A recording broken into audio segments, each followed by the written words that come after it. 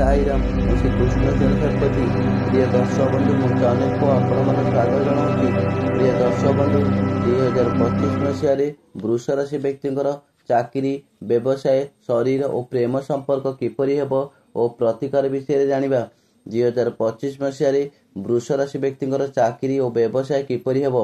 वृष राशि व्यक्ति कार्य और व्यवसाय दृष्टिकोण वर्षर आरंभ बहुत भल हेबो।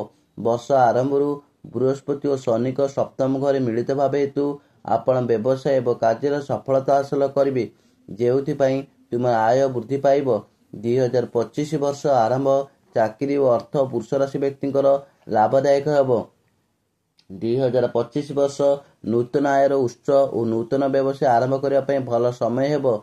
वर्षर मध्य भागरे जेतेबेले शनि ग्रह आपणक राशि रे एकादश घर गमन करती आपण चाकरी रे पदोन्नति पाइबे और व्यवसाय रे आय वृद्धि घटिबो।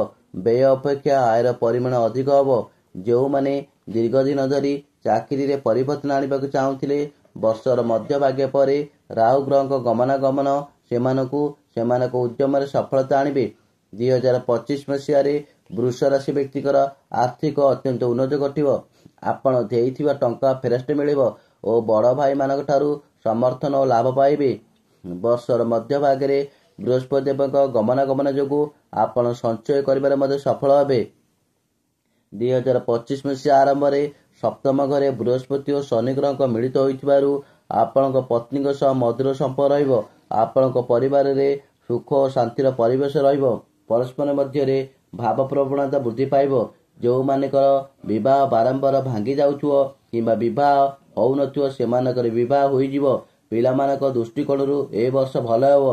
पंचम घरे बृहस्पति प्रभाव हेतु शिक्षा क्षेत्र में आग्रह वृद्धि घटिबो और अग्रगति करिवे। जो मानकर संतान हेउनथिबो सेमानकर संतान जन्म पय यह एक उपयुक्त समय हेबो। देवगुरु बृहस्पति गमनागमन मध्य भाग परे आपण द्वितीय घरे रहुथिबारु आपणक परिवार शुभ कार्य हेबो। 2025 मसीह वृष राशि व्यक्ति स्वास्थ्य किपर रहिबो। वृष राशि व्यक्ति बृहस्पति देवकर प्रभाव हेतु आपणकर स्वास्थ्य अनुकूल रहिबो।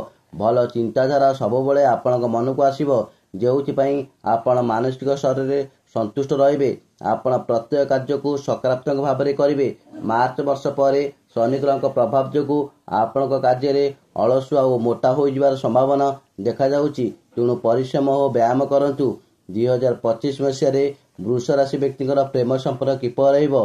प्रेम संपर्क दृष्टि वर्ष आरंभ देवगुरु बृहस्पति आपण संपर्क को सुदृढ़ करने सहायक हेबे। वर्ष मध्य भागरे राहु और केतु ग्रह जोगु प्रेम संपर्क में अनावश्यक टेंशन सृष्टि करेंगे। एप्रिल ठारू शनि ग्रह आपण पंचम घर रहिबे। तेणु प्रेम संपर्क में सचेतनता बजाय रखंतु।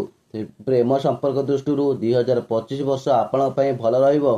2025 मसीह वृष राशि व्यक्ति माने किपरि प्रतिकार करेंगे। वृष राशि व्यक्ति माने प्रत्येक शुक्रवार दिन माता लक्ष्मी ठाकुराणी को धला पुष्प भोग और सुगंधित दीप निज नाम गोत्र के पूजा करंतु। घरे स्पष्टिक श्रीमय स्थापन करंतु। प्रत्येक दिन घरे ठाकुर पाखे सुगंधित दीप लगाइबे। ओम सुम शुक्राय नमः निज समर्थन जाए बोलिबे। जय जगन्नाथ।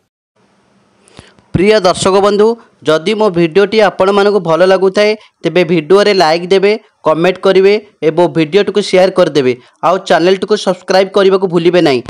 जय जगन्नाथ।